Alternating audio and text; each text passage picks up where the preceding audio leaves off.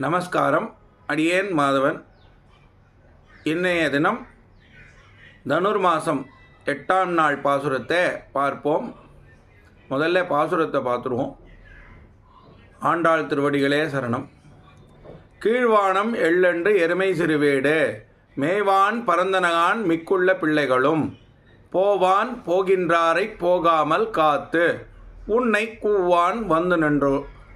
கோதுகலமுடைய பாவாய் எழுந்திராய் பாடிப்பறை கொண்டு, மாவாய் பிளந்தானை மல்லரை மாட்டிய தேவாதி தேவனை சென்று நாம் சேவித்தால் ஆவாவென்று ஆராய்ந்து அருளேலோர் எம்பாவாய் அப்படின்றது இன்றைய பாசுரம். விசேஷமான பாசுரம். இந்த பாசுரத்துக்கான அர்த்தத்தை பார்க்கலாம். கீழ்வானம் வெள்ளென்று அப்படின்னு ஆரம்பிக்கிறது இந்த பாசுரம். கீழ்வானம் வெள்ளையா எப்போ ஆகும்? விடியற்கார்த்தாலே அப்படின்னும் போது செவப்பாக இருக்கும். சூரியன் நெத்திக்கு நேராக வரச்சே, அதாவது 7 மணி அளவு சுமாருக்கு வெளுப்பாக இருக்கும் அந்த கீழ்வானம் மட்டும். அப்போது உச்சிக்கு வந்தால் தான் மொத்த வானமும் வெளுப்பாகும். 7 மணி அளவில் பார்க்கும்போது அந்த கரை அப்படின்னு சூரியன் எழும்புற இடம் மட்டும் வெளுப்பாக இருக்கிறதுக்கு உண்டான வாய்ப்பு இருக்குது. கீழ்வானம் வெள்ளென்றுனா கார்த்தால் சுமார் 7 மணிக்கு அப்படின்றத நிர்ணயம் பண்ணுறான். எருமை சிறுவீடு. எருமை அப்படின்னா எருமை கார்த்தாலே 7 மணி சுமாருக்கு ஆற்றுல கட்டி வச்சுட்டுருக்கிறத அவிழ்த்து விடுறாளாம் ஆயர்கள் எல்லாரும். அந்த நாழிக்கு மேய்வான் பரந்தனகான். மேய்வான்னா எதுக்கு அவுத்து விட்றா எருமையெல்லாம்? அது போய் மேயறதுக்கு உண்டான இடத்த தேர்வு பண்ணி மேயறதுக்கு கார்த்தால சுமார் 7 மணிக்கு இந்த எருமைகளை எல்லாம் அவிழ்த்து விடுற சமயத்தில் அப்படின்றதா குறிப்பாருது. மேய்வான் பரந்தனகான் மிக்குள்ள பிள்ளைகளும். மேயறதுக்கு எரும மாடை அவுத்து விட்டுட்டா, அப்படி எரும மாட்டை அவுத்து விட்டவா போக அந்த எரும மாட்டோட கூட மேய்ச்சலுக்கு போனவா போக மிக்குள்ள பிள்ளைகள், மிச்ச எல்லா பெண் பிள்ளைகள் ஆண் பிள்ளைகள் எல்லாரும் சேர்ந்து போவான் போகின்றாரை போகாமல் காத்து, அவளுடைய கண்ணனும் மேய்ச்சலுக்கு போகணும்னு பிரயத்தனப்படுறாராம். அப்படி போகக்கூடிய கண்ணனை தடுத்து நிறுத்தி நாங்களும் வரோம், கொஞ்சம் அவகாசம் கொடு அப்படின்னு சொல்கிறாளாம் ஆயரில் இருக்க பிள்ளைகள் எல்லாரும். அப்படி பிள்ளைகளை காக்க வைக்கிறாராம் பெருமாளை. பெருமாள் பிள்ளைகளை காக்க வைக்கிறாராம். 2 பேரும் பரஸ்பரமாக இந்த இடத்துல ஒன்று கூடி அப்படின்றது நிர்ணயம் பண்ணுறான். எல்லாரும் கார்த்தால 7 மணிக்கு அவ ஆற்றுல இருக்க மாடுகளை அவிழ்த்து விட்டுட்டு அது மேய போகச்சே அதன் பின்னாடியே போகிறா. அப்படி போகாமல் பின்னாடி நிற்கிறவா எல்லாரும் கண்ணன் 7 மணிக்கு மாடுகளோடு போயிடுவாரோன்ற எண்ணத்தினால கொஞ்ச நாளி அவகாசம் கொடுக்கணும்னு அவராத்து வாசலில் வந்து நின்று கண்ணன் போகக்கூடியவரை தடுத்து நிறுத்தி நாங்களும் வந்துடுறோம், அவசரப்படாதீங்கோ, ஒரு 10 நிமிஷத்தில் அப்படின்னு சொல்கிறாளாம். அதுதான் இந்த வரிக்கு அர்த்தமாகுது. விசேஷம். உன்னை கூவான் வந்து நின்றோம். யாரை கூப்பிடுறா? கண்ணனுக்கு சொல்கிறா, நீ போகக்கூடாது, நாங்கள் இல்லாமல் நாங்கள் வந்துடுறோம் உனக்காக, உன்னை பாதுகாக்கிறதுக்காகவும் உன்னோட விளையாடுறதுக்காகவும் உன்னோட சாப்பிட்றதுக்காகவும் உன்னோட விளையாடுறதுக்காகவும் நாங்கள் வரோம். நீ எங்களை விட்டுட்டு போகாதே, கொஞ்ச நாழி காத்துன்று. அதனால் நான் உங்களோட வர்றதுனால கார்த்தால மாடுகள் எல்லாம் போயிட்டா கூட, கார்த்தால எருமைகள் எல்லாம் போயிட்டா கூட, நம்மளை விட பெரியவா எல்லாரும் கார்த்தால மாடுகளோட சென்றுட்டாலும் நீ எங்களுக்காக காத்துன்று, நாங்கள் எல்லாரும் உன்னோட சேர்ந்து கூடி இருந்து அப்படின்னு சொல்கிறாளாம். கோது கலமுடைய பாவாய். கோது கலமுடையன்னா பேர் அவா கொண்ட. எதுக்கு பேர் அவா கொண்டிருக்கா? இங்கே கோபியர்களை குறிப்பிடுறா, ஆயர்களை குறிப்பிடுறா. எதுக்காகனா கண்ணனோட போய் விளையாடணும், கண்ணனோட போய் மாடு மேய்க்க போகணும், கண்ணனோட போய் சாப்பிடணும், கண்ணனோட விளையாடணும், கண்ணனுடைய செய்கிற லீலைகளை எல்லாம் பார்க்கணுன்றதுக்காக ஆயர்பாடியில் இருக்கக்கூடிய பாவைகள் அப்படின்னு சொல்லக்கூடிய பெண் பிள்ளைகள் ஆண் பிள்ளைகள் எல்லாரும் சேர்ந்து போகணுன்னு ஆசைப்படுறாளாம். அது இந்த வரியிலே தெரிய வருது. எழுந்திராய் பாடிப்பறை கொண்டு அப்படின்னு அடுத்த வரி.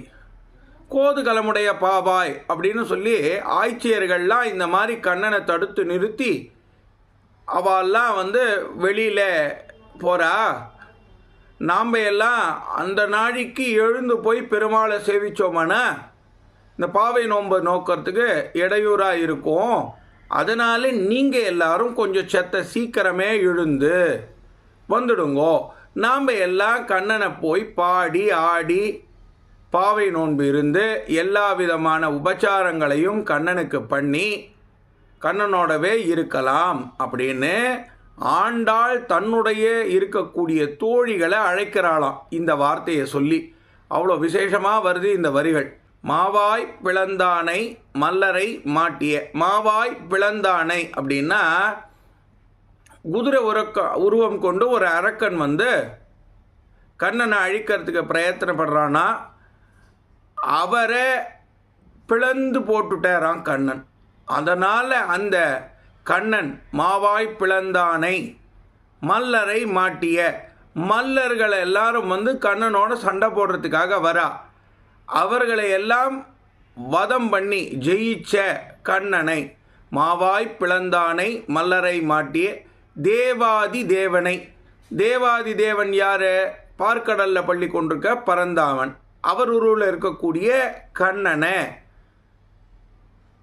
சென்று நாம் சேவித்தால் கார்த்தால இந்த திருப்பாவை நோன்பு நோக்கச்சே நாம் போய் அவரை சேவிச்சோமானால் சகலவித சௌபாகியங்களும் கிட்டும்.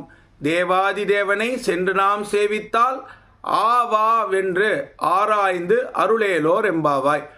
அந்த மாதிரி சமயத்தில் கார்த்தால பாவை நோன்பு நோக்கிற சமயத்தில் நாம் போய் கண்ணனை சேவிச்சோமானா படுத்துருக்க நீங்கள் எல்லாரும் எழுந்து ஆயர்பாடியில் நடக்கிற மாதிரி இல்லாமல் அது கீழ்வானம் வெள்ளென்ற நேரத்தில் நடக்கிறது. அதுக்கு முன்னாடியே நாம் போய் கண்ணனை பார்த்து கண்ணனை நிறுத்தி நம்மளுடைய பாவை நோன்பை அவனிடம் காண்பித்து கண்ணனை எல்லா விதமான உபகாரங்களையும் அனுகூலங்களையும் பெற்றுக்கலாம். அதனால் எல்லாரும் சீக்கிரமாக எழுந்து வாருங்கோ அப்படின்னு ஆண்டாள் இந்த இடத்துல சொல்கிறாளாம். விசேஷமான பாசுரமாக போகிறது இந்த பாசுரம். விசேஷமான பாசுரத்தில் தொடர்ந்து ஆச்சாரியன் இந்த பாசுரத்தின் மூலமாக நமக்கு என்ன தெரியப்படுத்துகிற அப்படின்றத பார்க்கலாம்.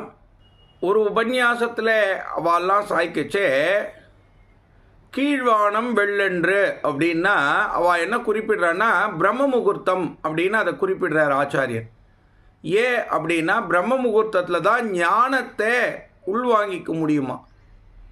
அது அறிவியல் பூர்வமாக நிர்ணயம் பண்ணுறது என்னென்னா ஆழ்ந்த உறக்கத்திலிருந்து எழுந்தவன் கார்த்தால அந்த 4:30 மணிக்கு மேலே 6 மணிக்குள்ளே அவன் எதை பார்க்குறானோ எதை கேட்குறானோ எதை உள்வாங்கிக்கிறானோ அது மனதளவிலேயே அப்படியே நிற்கும். அப்படியாகப்பட்ட பிரம்ம முகூர்த்தத்தில் நாம் செய்யக்கூடிய காரியங்களை எல்லாம் செஞ்சு அதன் மூலமாக பரமாத்மாவான மகாவிஷ்ணுவிடம் நம்முடைய சரணாகதியை செலுத்தினோமானா எல்லா விதமான மோட்ச பலன்களையும் அடையலாம் அப்படின்றா. எருமை அப்படின்ற இடத்துல இங்கே என்ன சொல்றேன்னா மோக்ஷம் அப்படின்னு சொல்லக்கூடிய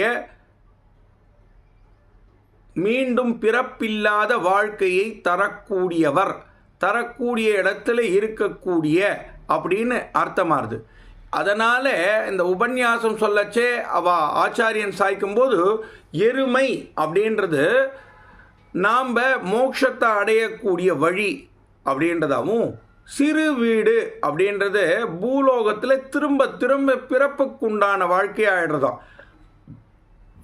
அதனால் கார்த்தால 7 மணிக்கு மேலே செய்கிற காரியங்கள் எல்லாம் உகந்த காரியங்கள் அல்ல. கார்த்தால 4:30 6 மணிக்கே நாம் என்னென்ன காரியம் பண்ணுறோமோ அதன் மூலமாக பெருமாள் திருவுள்ளத்தை பெறலாம். அப்படி பெருமாள் திருவுள்ளத்தை பெறுவதன் மூலமாக நாம் மோட்சத்தை அடையலாம்.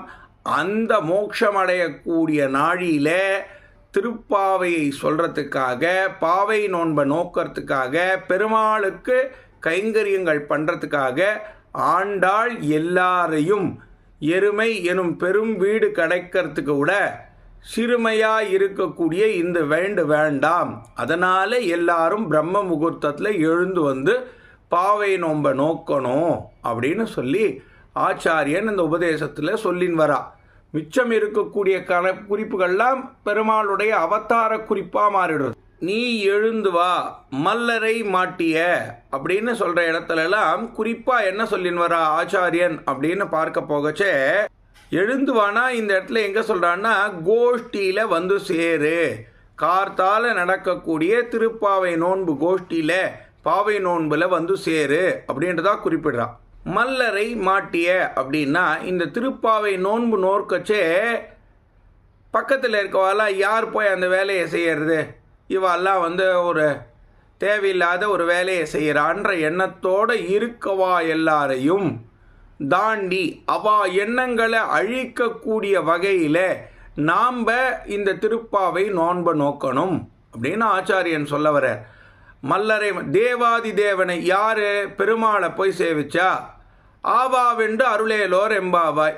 இப்படி நீ எல்லாம் செஞ்சியானா படிக்கக்கூடிய குழந்தைகளுக்கு படிப்பையும், கல்யாணமாகக்கூடிய குழந்தைகளுக்கு கல்யாணத்தையும், மோட்சத்தை கேட்கக்கூடியவர்களுக்கு மோட்சத்தையும் திருப்பாவை நோன்பு நோற்று அதன் மூலம் எளிதாக பரந்தாமனிடமிருந்து பெறலாம் அப்படின்னு சொல்லு நித்ரா. அவ்வளோ விசேஷமான பாசுரம் இந்த பாசுரம். இந்த பாசுரத்தை நாம் எல்லாரும் ஒரு வாட்டி சொல்லி பெருமாளுடைய திருவருளை பெறணும். மற்ற பாசுரத்தெல்லாம் எந்த சமயத்தில் அப்படின்னு சொல்லி விளக்கலாம். இந்த பாசுரத்தில் குறிப்பாக கார்த்தால 4:30லேருந்து 6 மணிக்குள்ளே எருமைகள்லாம் புறப்படுறதுக்கு முன்னாடி நாம் முன்னாடி போய் பெருமாளுடைய பரந்தாமனுடைய பராக்கிரமத்தை பற்றி அவனுக்கே சொல்லி காமிச்சு பரந்தாமனுடைய திருவுருள் பெறது மட்டும் இல்லாமல் பரந்தாமனுக்கு நாம் இந்த கைங்கரித்தன் பண்ணுறதுனால அவனுடைய பெரு வீடு அப்படின்னு சொல்லக்கூடிய மோட்ச பதவியும், சிறு வீடு அப்படின்னு சொல்லக்கூடிய பக்தியில் லைக்கிறதையும் ஒரே சமயத்தில் அனுபவித்து எல்லா விதமான சுப பலன்களையும் அடையறதுக்கு வழி பண்ணுறதான் இந்த பாசுரம். இதை ஆச்சாரியன் உபன்யாசத்தில் சாய்க்கும்போது கேட்கறதுக்கே ரொம்ப விமர்சையாக இருக்கும். அவெல்லாம் 1.5 மணி நாள் இந்த பாசுரத்துக்கே விளக்கம் கொடுக்குறா. அது புராணங்கள் இதிகாசங்கள்லேருந்து தொடர்ந்து எடுத்து கொடுக்கும்போது அதை கேட்கறதுக்கு இன்னும் ரம்யமாக இருக்கும். யார் யாரால் முடியறதோ அவாவா இந்த உபன்யாசத்தை கேட்டு அதன் மூலமாக இந்த பாசுரத்தோட விளக்கத்தை தெரிஞ்சுண்டு அடுத்த திருப்பாவை நோன்பலியாவது இந்த பாசுரத்தை உபயோகப்படுத்திக்கணும்னு அடியேனுடைய சிறிய விண்ணப்பம். ஆண்டாள் திருவடிகளே சரணம். அடியேன் மாதவன்.